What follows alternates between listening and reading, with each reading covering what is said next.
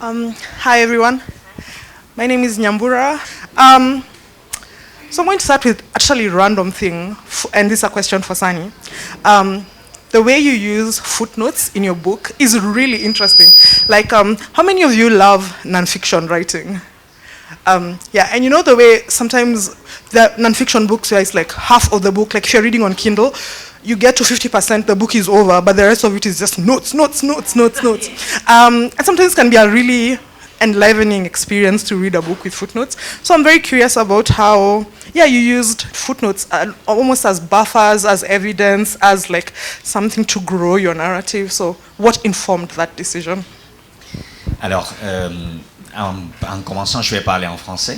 I'm going to start by saying that I'm going to speak in French. D'accord. D'abord pour dire merci de m'avoir invité ici et de me laisser aussi l'opportunité de pouvoir m'exprimer dans la langue dans laquelle je suis, disons, à l'aise.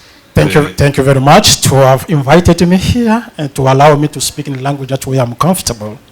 Parce que dans beaucoup d'endroits, il y a vous allez me permettre, cette dictature de l'anglais qui fait en sorte que parfois, à cause de l'anglais, on perd beaucoup d'opportunités d'écouter les gens. Sometimes in many places where they are going to force you to speak English, and because of that, you lose so many opportunities because people cannot speak English. Donc, en disant cela, je vais répondre à votre question. Vous parlez de la note en bas de page. Pour moi, quand j'étais en train d'écrire le livre, la note en bas de page, c'est pour permettre un peu le flux narratif. So when I'm using footnote, just to allow me to be to express my idea fluently as the way I'm writing. Donc oui, et c'est parce que j'ai écrit en espagnol, dans un contexte espagnol. Je parle de beaucoup de choses qui ont à y voir avec l'Afrique. Donc il y a certaines choses que je croyais qu'il était très important pour une personne qui est à Madrid, à Séville ou à Bogota, qui lise le livre, de savoir par exemple qu'est-ce que Kilishi signifie. So I've written in Spanish. Of course, I've talked about Africa, but writing from the context of Spanish for someone who is in Bogota, in any other Spanish country, to understand what I'm talking about. Donc la note en bas de page, c'est réellement pour expliquer le contexte, l'histoire, la culture, et pour que les personnes qui ne sont pas habituées à lire les notes en bas de page puissent lire sans aucun problème, mais pour ceux qui veulent approfondir et comprendre cette culture, cette histoire et ce contexte dans lequel le livre est basé, c'est l'objectif pour lequel j'ai mis la note en bas de page. The objective of using footnote is to allow people to understand the context, the history, the culture, so that they can just go straight forward to the footnote and understand those contexts and culture. Et aussi parce que je pense que la littérature migratoire a besoin d'un dialogue, si vous voulez, entre l'intime et aussi le formel. So also the history of the dialogue of immigration requires a story that kind of intimates between the reality of what you are writing. Voilà, c'est ça. Thank you. Thank you. And it dovetails really perfectly into the question I have for you, Dipo, which has to do with context, like the particular historical context in which we are writing about Africa TM, you know. And for instance, when you write about Connie 2012, who remembers that ACAST campaign, by the way? You said it with so much feeling. Yeah! Same. So I'm curious about how we speak above that noise, because for those of us who work in the humanitarian, non-profit, blah, blah space, there's been a push towards, you know, moving away from poverty porn and such narratives, but there's still an element of that. So how do we move beyond that noise? That's such a great question, and thank you so much for having me here. It's such a pleasure to be in Nairobi and at such a great festival, so thank you so much. It's great to see you all here.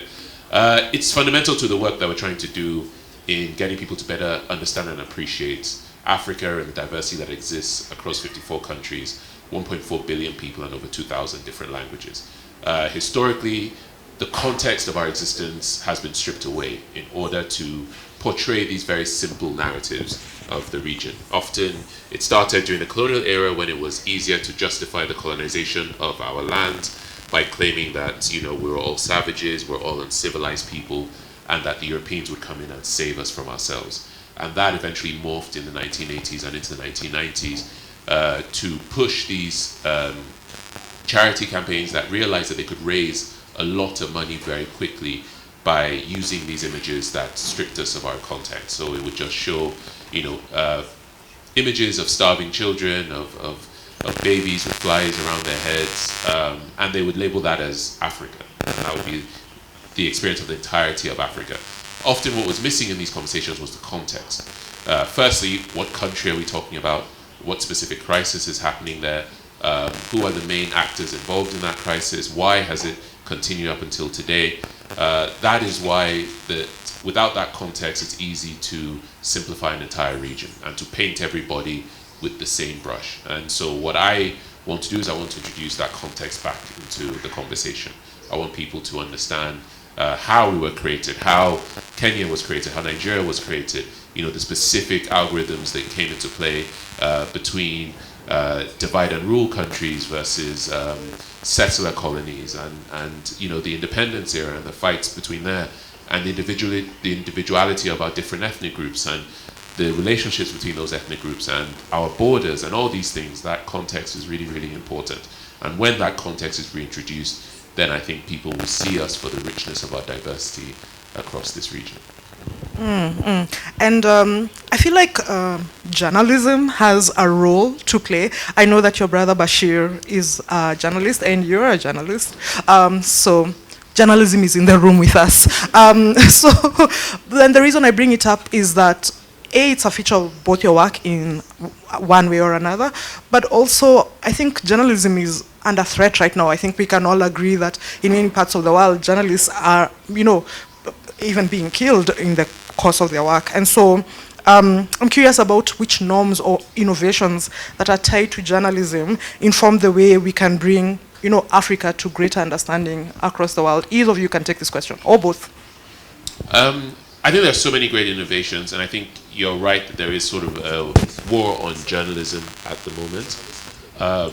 But we're particularly seeing a war on truth generally, and so whoever controls truth tends to control societies. And so one thing that in the previous panel earlier really were able to talk about was the impact of social media, for example, on activism, on the ability to get people to gather both in person and also to spread messages very quickly amongst people in a way that isn't controlled by traditional forces. And so I think that the ability to really diversify the way in which we get information can be a positive. It can also be negative in that sometimes information too quickly, it can be hard to fact check this sort of information. But we're certainly seeing so many different avenues for young people in particular to spread messages, to push certain opportunities for people to come together with common causes as well. Moi, je dirais par rapport à cette question que oui, l'avènement des réseaux sociaux a complètement changé la manière dont on fait le journalisme. I will say that it is true that with the social media, that we have a lot of change has come the way we are doing sharing information with our community. Donc, ce qui fait qu'on n'est plus dans ce moment où les médias mainstream étaient les seuls à pouvoir donner l'information, sinon que tout le monde peut d'une manière ou d'une autre participer à cette information. Et c'est vrai que ça peut aussi être dangereux, mais je crois que cette démocratisation de l'espace de l'information est quelque chose de très bien aussi pour nos sociétés. It's true that we are no longer at the era where we have the media, mainstream media, that we are the only one to share information. Now everybody with the social media is able to share information. Of course, there is dangers as well in terms of how we share that information. But with the democratization of social media, that's a very key element, aspect for us to be able to share information. Donc pour moi, je crois que c'est la résistance qu'il y a autour de l'information. Je prends un exemple, il y a un média sénégalais, je crois que c'est Sénéweb, celui qui donne l'information, il vit aux États-Unis. Comme il sait que s'il donne l'information, étant au Sénégal, il peut avoir des problèmes. Donc il vit aux États-Unis, les gens l'informent depuis le Sénégal et lui il publie. Il n'y a pas une façon de pouvoir l'arrêter dans ce sens. Let's give an example for Senegal with the media where the person giving information is living in the US. So people on the ground are giving him that information. He's playing his part to share that information. Another issue will be about resistance. Or people will be able to accept that information or not. But it's a way for him to live in the US, sharing information, not to be arrested. De militarisation des frontières parce qu'on sous-entend que l'Africain, c'est un être qu'on doit discipliner. That no wonder you see that at the different borders you have that militarization policy in terms of that, because African people must discipline them. Et après cela, il y a l'externalisation des frontières. Ça veut dire que la frontière de l'Europe, ce n'est pas la mer Méditerranée, sinon ils externalisent leurs frontières dans des tiers pays comme le Soudan, vous avez dit, le Maroc, l'Algérie, même jusqu'au Niger. Donc l'Europe a mis une barrière invisible à l'œil nu au désert du Sahara pour empêcher les propres Africains de sortir même de leur propre pays. So now, as another aspect is in terms of externalization of the borders. The border for Europe is not the Mediterranean Sea. Just even go to Sudan and Niger to make sure that Africans are not allowed to cross that border to come to Europe. Et maintenant, on nous parle de la question de le légal et l'illégal. Now they're talking about what is legal, what is not legal. Et maintenant, on ne peut pas comprendre ce qui est légal sans mettre une couche raciale sur ça. We cannot understand what is legal without talking about racial context, racial factor aspect of it. Parce que la frontière, en soi, c'est un lieu de tri humain. Because the border is a place where you are choosing who's supposed to cross or not supposed to cross. Là où on dit qui peut traverser et qui peut même rêver. Who can cross over, who can dream to cross over. Mais même dans nos pays, quand quelqu'un dit je veux passer par la voie légale, il se retrouve avec tout, disons, les tracasseries administratives pour avoir des visas pour voyager légalement. And even someone who likes to use the legal way, the legal process of traveling to those countries, you find with many challenges to get visa. Donc, les visas aussi sont devenus des business pour les consulats et les ambassades occidentaux dans des pays africains où ils regorgent beaucoup d'argent, ils ne donnent pas des visas et quand ils ne donnent pas des visas, ils ne justifient même pas et ils ne remboursent pas l'argent. C'est ça la réalité de la politique. And then visa is becoming a business for those countries. So for people to go to the country, you must get a visa. And for you to get a visa, you must pay. Sometimes they will not give you a visa, not giving you the reason why they're not giving you a visa. And if they don't give you a visa, they cannot even reimburse the money you have paid. Donc pour moi, il n'y a pas débat là-dessus. Je suis pour le fait que, parce que on ne peut pas expliquer qu'un Espagnol voyage au Sénégal sans visa librement et qu'un Sénégalais ne puisse pas voyager en Espagne sans visa. I cannot understand. There's no even no debate about that because I cannot understand why a Spanish man will come to Senegal without visa, but the Senegalese have to have a visa to go to Spanish. Voilà. Yeah. Would you like to add something?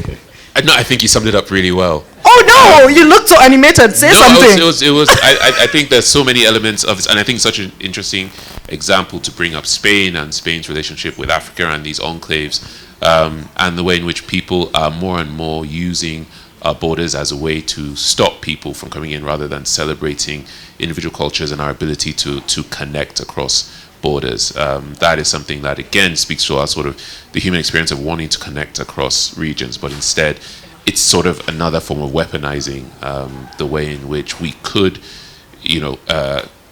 interact across these borders in order to sort of control certain narratives as well. Yeah, which leads me to a question I had about globalization.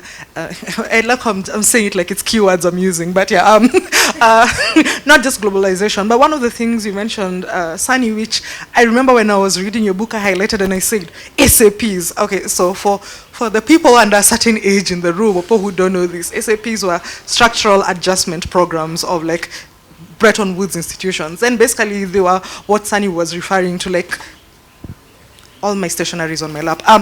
This moment that led to basically a state of chaos across a bunch of global south countries, but especially in Africa, where in a country like Kenya, it affected healthcare, education, and all of those things. And it's been part of those, I don't know if they still call it this, but when we used to study history and government, they were called push factors, you know, leading to emigration and so on.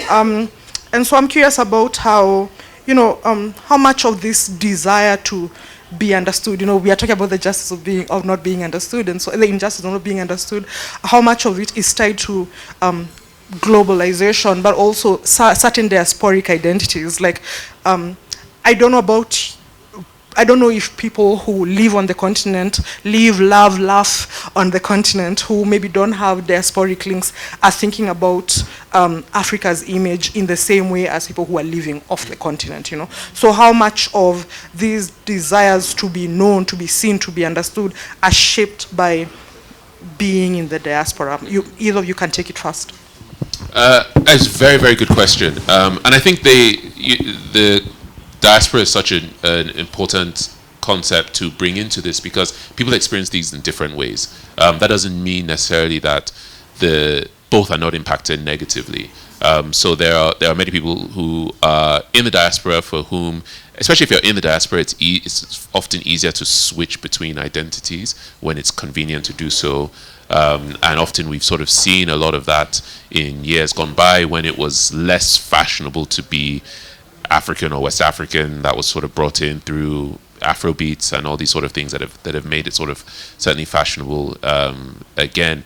But many of the challenges internally are not necessarily known until it happens to you. So you may not be something that you're thinking about, but suddenly when countries determine certain economic policies that negatively impact your country, when you have a nation being you mentioned Kony 2012, for example, and many Ugandans would have gone about their lives not thinking necessarily about how Americans thought about Uganda and portrayed Uganda, and yet suddenly these American filmmakers create a film portraying the entirety of Uganda as this incredibly dark country where this warlord was roaming around.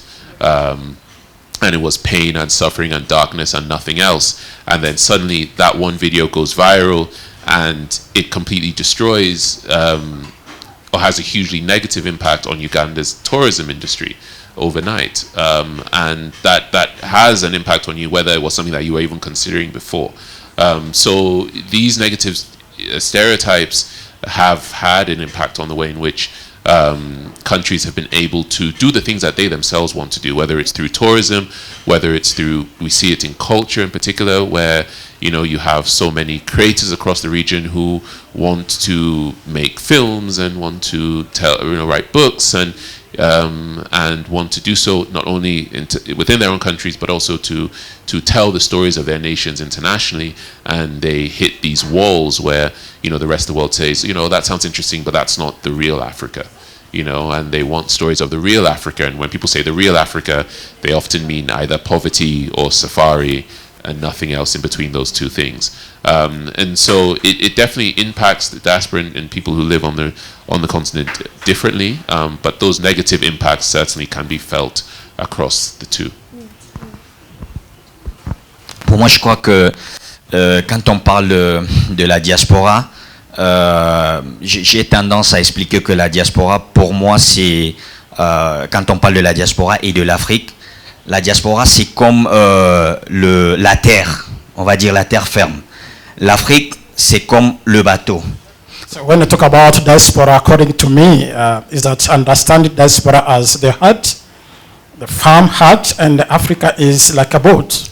Donc, pour construire un bateau, il faut être sur la terre ferme. To be able to build a boat, you must be on a hut. Et maintenant, quand tu as construit, tu le mets sur la mer pour qu'elle avance. And then after finishing building your boat, you have to put it on water for it to be able to work. Donc, pour moi, c'est un peu la relation que je comprends avec la diaspora. Mais c'est important aussi de dire que parfois, la diaspora a tendance à croire qu'on ne la comprend pas suffisamment. I think it's very important to understand, but generally just the diasporans believe that people don't understand them well. Surtout parce qu'il y a deux types de façons de traiter la diaspora, selon si le pays est un régime dictatorial ou si le pays est un régime, on va dire, démocratique. There are two ways of understanding diaspora. Either you are dealing with a democratic country or a dictatorship country. Donc, pour la dictature, la diaspora, c'est une source d'opposition. For a country where we have dictatorship, a diaspora understood as opposition.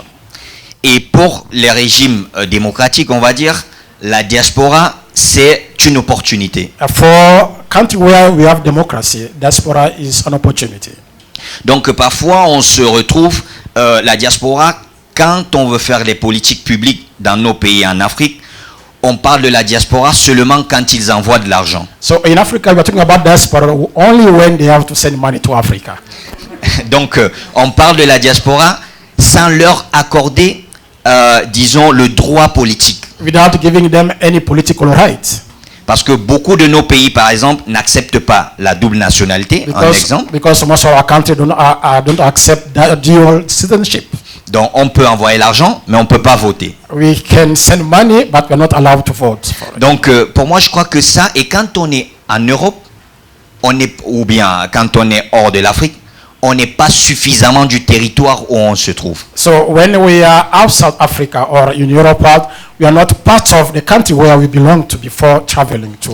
Donc ça veut dire qu'il y a un endroit où la diaspora ne sait pas réellement où elle se trouve. So there's really a place where diaspora doesn't understand exactly where they are. Mais en même temps, on apprend à connaître nos pays quand on est à l'extérieur. And sometimes, most of the time, just we are able to understand our country when we are outside.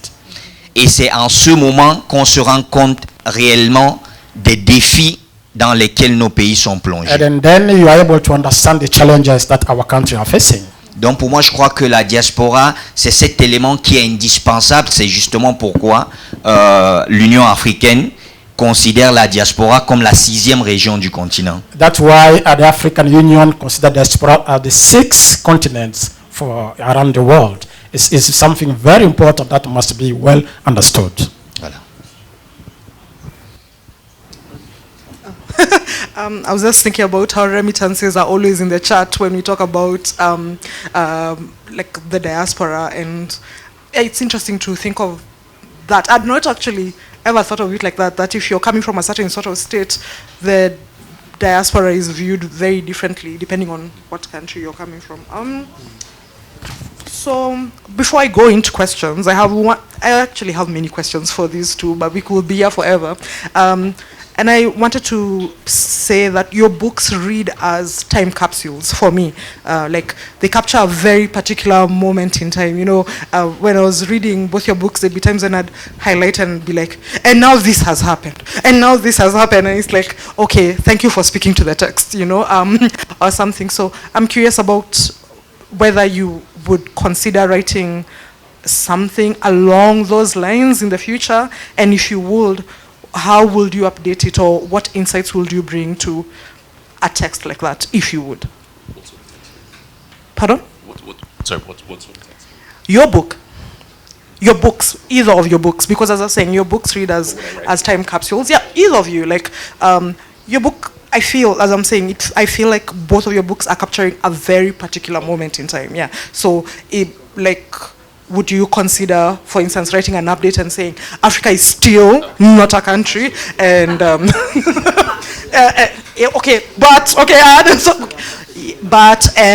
improv people give us more words, you know, yes, and so is that something you would consider, and if you would, how, in what ways would you update your text? Before we open the stage for folks in the audience to ask a question or three.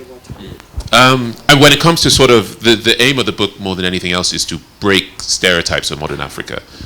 So I hope I only have to do that once. I don't. Good luck. Yeah, it's not my plan to keep. Oh, I hope the rest of the world, you know, doesn't force us to keep having to have these same conversations into the future.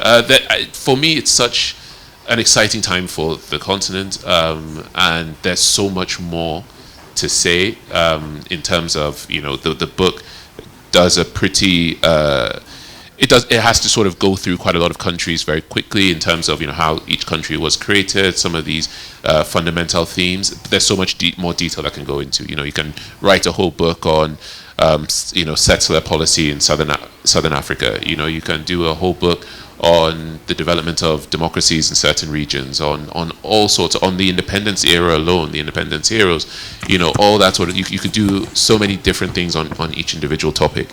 And so what I wanted the book to do is I wanted it to really inspire people's curiosity for the continent, and hopefully that provides a platform for certainly not just me, but for other wonderful writers like Sani and other writers across the region to have their stories told, to be able to say, okay, now people have this curiosity. They have for too long sort of assumed that there is just this one very simplistic story, where in fact there are so many wonderful stories still to be told. And so I hope that the book offers a platform for creatives across the region to tell the stories of their own countries and their own regions. I have no interest in falling into the trap of the Western world saying, oh, this person is the voice for Africa. I definitely don't want to do that. I want, hopefully, for others to be able to tell their own stories. And I end the book talking about youth-led movements and of what young people are doing across the continent, because that is the thing that is constantly changing and shifting, and that is I wanted people to see that this is a dynamic region in which things are constantly shifting and things are constantly changing, and people are fighting for the countries that they want, and they are working to build the future of their countries themselves. They're not waiting for others to come and do it for them. And these are stories that will continually need to be told and retold into the future. Moi, je suis dans une dynamique actuellement de changement de récit sur notre continent, sur l'Afrique. I'm in the dynamic of kind of helping people to change the narrative of our continent. Donc, ce qui fait que le fait que moi j'habite en Espagne, un pays qui jusqu'à présent veut montrer les bienfaits de la colonisation, fait en sorte qu'on ne peut pas maintenir ce statu quo. So the fact that I'm living in Spain, which is a country that's trying to explain, to sustain, to explain, or to support colonization. And the reason why I'm writing this book, they say, no, we cannot accept that. Donc, ce qui fait que la continuité de ce livre, ou bien de mon travail en général, c'est une lutte continue pour pouvoir faire comprendre aux gens que l'Afrique qu'ils ont connue il y a longtemps, c'est vrai que cette Afrique existe, mais il y a plus grand que cette Afrique qu'ils connaissent. So my aim by writing this book is just to make people understand that the Africa that you knew before, there's a lot of change. Continue fighting is going on. It's no longer the same Africa that you knew many years ago. Donc, ce qui fait que actuellement, il y a une dynamique partout dans le continent. On peut regarder du nord au sud, de l'est à l'ouest, des jeunes Africains dynamiques qui ont une phrase qui veut dire « rien ne sera plus comme avant » et qui veulent vraiment équilibrer la relation qu'il y a eu historiquement entre l'Occident et l'Afrique. So when you look at from the south to the north, you find many youth, and they have one sentence: things should not remain the same. And then they want us to change that relationship that was before between the Western and Africa. Donc on est dans ce moment où on est conscient qu'avant nous, il y a des gens qui ont lutté pour avoir cette indépendance qu'on a dans nos différents pays. Mais ce moment, c'est un moment de s'asseoir sur la même table que ceux qui nous ont colonisés, les regarder et leur dire qu'on ne va pas mettre la joue quand ils vont nous gifler. So it's now that the youth are telling us that it's true that we have people in the past who fought for our countries for independence, but it's no longer the time for us to sit and to wait for Europeans to come and slap us again. We need to bring a different scenario. Donc tous mes travaux que je fais actuellement, c'est dans ce sens-là, au niveau de l'Europe, mais pas pour que les Européens nous comprennent, mais pour que eux, pour qu'on force le respect. So our aim is just to make sure that Europeans are able to respect us, for us to force for them to respect us. Parce que pour moi personnellement, je n'ai rien à faire avec le fait que les Européens nous comprennent ou bien qu'ils nous entendent. I have no problem that for Europeans to understand us. Donc, c'est le respect, et ce respect ne peut que venir à travers les travaux qu'on fait pour d'abord conscientiser aussi nos propres populations, parce qu'on souffre aussi d'une colonisation mentale qui est réelle dans nos différents pays. And that respect should come from us, working to create awareness to the work we are doing on the ground.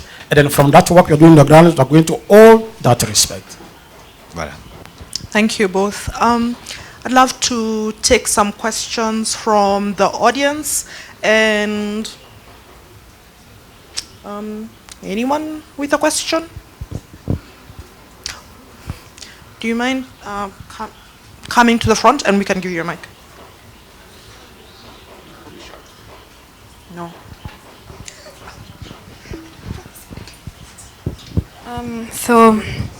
Hi everyone, my name is Manuela. I am a student currently studying in Germany, and I just came back home. And I think I would actually like to say that I think both your books are really doing a big work, at least for me and my friends, because I have a lot of friends internationally, and most of them read the book before me, and it was really nice to see their point of views, and that's exactly why I chose to come here today.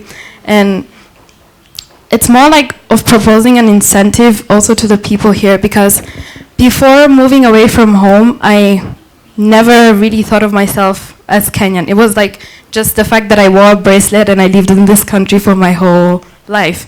But the minute I moved out of here, it was more like I needed to understand what it meant to be Kenyan, which is something that you probably cannot do because there's such a diversity in terms of the people, the culture, the taste in the different things, and you can never really embody that single-handedly.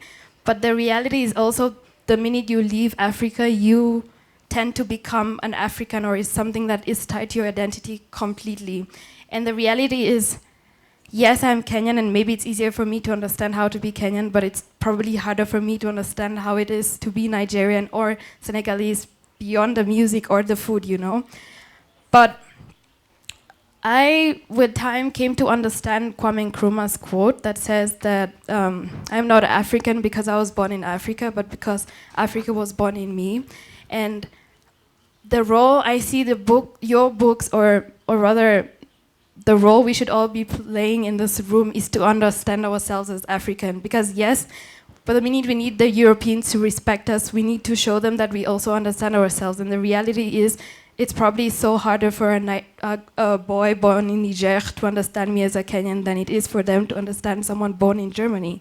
And so then it's more like a challenge to everyone in this room, because I think, yes, it's really important to read our books and to tell Europeans that this is not us, or there's so many different countries in Africa and we're all so different, but the reality is your identity will always be African, and the minute you leave the minute you leave this continent, then it's kind of gonna follow you everywhere. And if you don't understand what it means to be African, or if you don't put in the effort to actually understand our neighbors, then it doesn't really make a point in the rest of the world. So I think that's basically something really important to highlight. It's less of a question and more of a statement. Thank you, Manuela. Do you mind coming up, just so you can use the mic? And we can do that conference thing where everybody lines up along the aisle. Merci beaucoup. Je vais parler en français parce que c'est. I'm going to speak in French. Pour Sani. Oui, merci beaucoup. En fait, j'étais intéressée à savoir quelle est la perception du Cameroun en particulier hors du Cameroun et hors du continent. Et parce que ce que je trouve intéressant avec le Cameroun, c'est qu'il n'y a pas beaucoup de gens qui connaissent bien l'histoire de l'indépendance, l'histoire anticoloniale, des luttes au Cameroun en fait. Donc je suis intéressée à savoir, hors du Cameroun, quelle est la perception en fait du pays. Et est-ce que vous avez... Okay, sorry. Just, I would like to know what is the perception of Cameroonians about their countries. Those who are living in the country and those who are living outside the country. No, people outside Cameroon. Or the people from outside the country. Yes. Not those who are living in the country. Outside, yes. Also, those who are living outside the country, what is the perception of their country? because many of them don't know the history of the country independence. Et l'autre question, est-ce que vous avez des analyses en ce qui concerne les élections qui vont se passer en octobre? Et est-ce que les gens hors du Cameroun ont des idées de ce qui va se passer? And number two, do you have some idea can share with us in terms of upcoming election that is in October? And the people who are outside there, do they have an idea about what's going to take place? Alors, c'est curieux parce que, et c'est triste de le dire, parce que moi j'ai appris l'histoire du Cameroun quand je suis parti du Cameroun. It's very sad because myself, I learned the history of Cameroon when I left the country.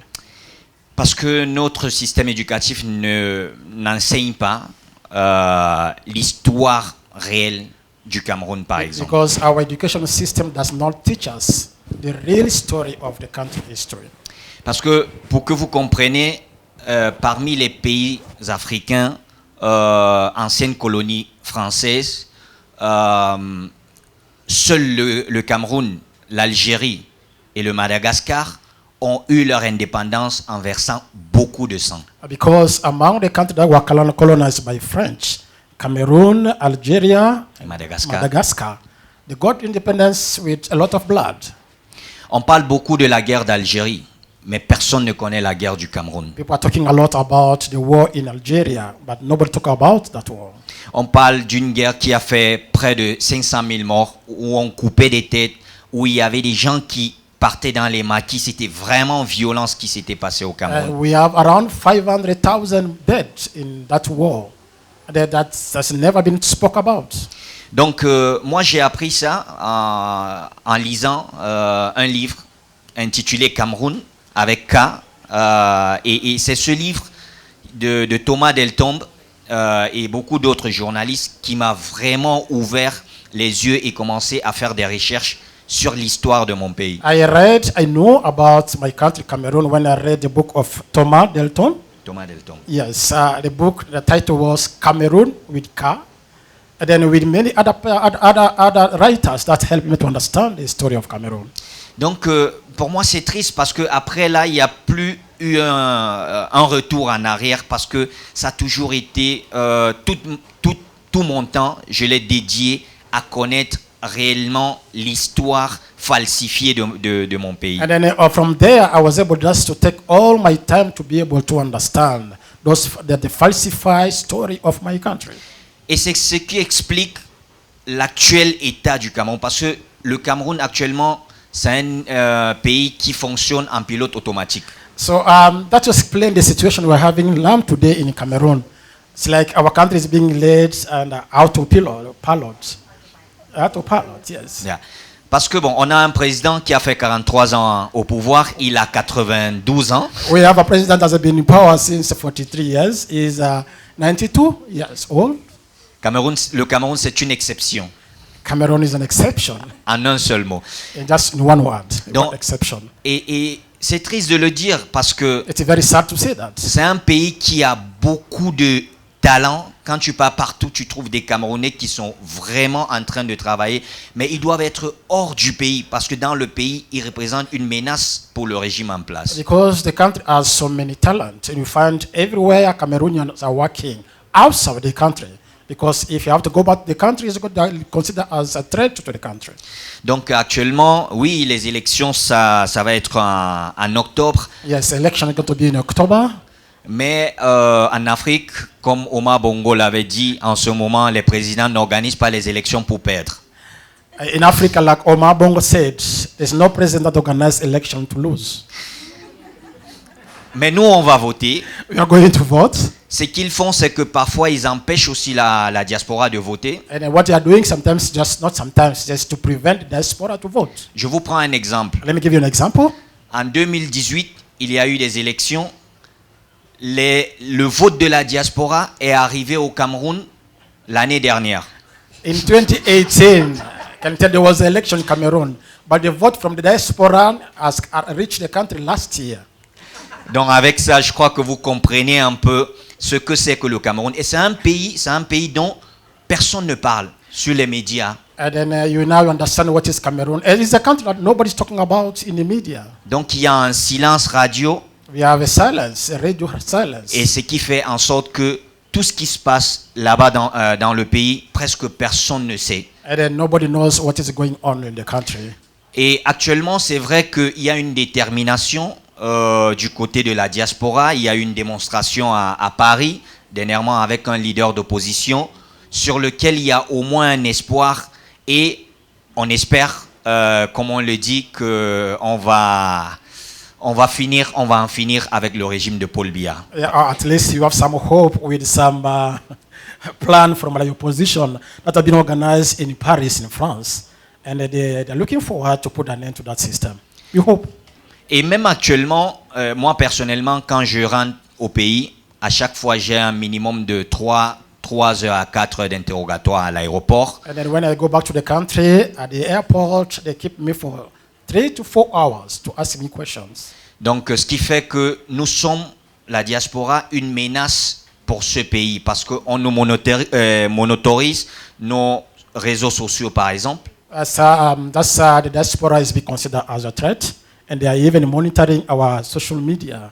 C'est pourquoi notre lutte en tant que jeunes Africains, c'est pas seulement face à ceux qui viennent de l'étranger, de l'extérieur, mais c'est aussi à l'intérieur de nos pays. So our fight is not only for those who are coming from outside, also from those in the country.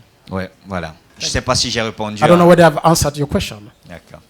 And then you can just snag him on the way out and be like, follow-up question. And so one last question, because we just came from some great historical context from Cameroon. So this is a Nigerian question. Some Benin bronzes were returned this week.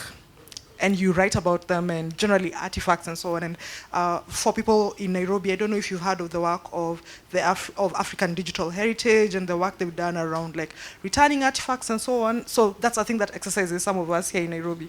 So I'm curious, do you think the tide is turning? Do you think we'll get our stuff back? Do you think we won't have to go to the British Museum in the future to see our artifacts? It's hard to be that positive about the long-term trajectory of this issue. On one hand, we do see artifacts being returned, but what a lot of people don't realize is that we're talking about hundreds of thousands of artifacts that have been stolen. So every so often you'll hear that 10 have been returned, 15 have been returned, 20 have been returned. I think about 100 were returned this week. We're talking about hundreds of thousands of artifacts that have been taken, and this is one of the great travesties of our history. The British Museum, for example, has about 900 Benin bronzes. Only 100 of them are ever on display. So they have 800 of them which are just in permanent storage all the time. They themselves have probably lost track of where those artifacts are, and yet they still refuse to return them. We see this repeated across the world. France, when Macron first came into power, said that I think within a year they would return all the artifacts that they have kept, and that is a promise that hasn't been kept. So for those who are unaware, about 90% of our material cultural legacy was stolen from the continent, and the vast majority of that still remains outside of the continent. It is too much of a financial incentive for these institutions to willingly return them. And so it's one of the things that we have to demand. Now, there is a younger generation who I guess were radicalized, maybe it's a strong word, but certainly were inspired during the Black Lives Matter movement. This is a young generation across the West who are as interested in conversations around identity and history and colonialism as any generation before them. And they are certainly open to these discussions. And so hopefully, when they are or as they grow up, they continue to push their governments to return these stolen artifacts. But it is one of the things that is out of our own hands, and it's one of the things that is incredibly important because countries make so much money from our own material cultural legacy, whether it's through museums, whether it's through research. Many of these artifacts are in universities as well. Some of these artifacts what are considered artifacts are literally human remains from many cultures who culturally cannot, bury their dead without these human remains coming back. And so this is such a fundamentally important issue for the region, and it's one in which we should all take very seriously, because unfortunately they're not going to return them willingly. It's going to take constant pushing, a constant fight, a collective effort to say that this is an important issue that we would all benefit from, having these incredible artifacts returned to the continent, because their sheer existence push back against this idea that we have no culture, we have no history, we were not back in the 1800s, 1700s, 1600s as culturally advanced as anywhere else in the world. These artifacts push against that, and our ability to take these artifacts back and then to present them in the right context, in the right communities, using the right language, explaining exactly their importance in our cultures, will help us to continue to tell our own stories, to empower ourselves, to pay homage to our ancestors and the work that they did in creating these artifacts in the first place, and then also to inspire this continued work into the future as well. And that is something that I think is so fundamental, and one in which we would all benefit from across the continent. So it's certainly something that would require all of us to be a part of. Thank you. And we have to wrap it up here. I'm sure some of us still have some more questions, more thoughts. Please read the books if you haven't. For those of us who can read in Spanish, please read Sani's book. For those of us who are waiting for a translation, let's keep waiting for a translation. I was fighting for my life, but I read that book. But jokes aside, thank you both so much. And thank you for your great interpretation. Like, I'm always in awe of people who speak more than one language. I know a lot of Africans are polyglots, but you know what I mean. Don't fight me in the comments. Again, thank you for being such a great and engaged audience. Like, people were on, and I appreciate that. So yeah, gracias, merci, asante, and please enjoy the rest of the festival.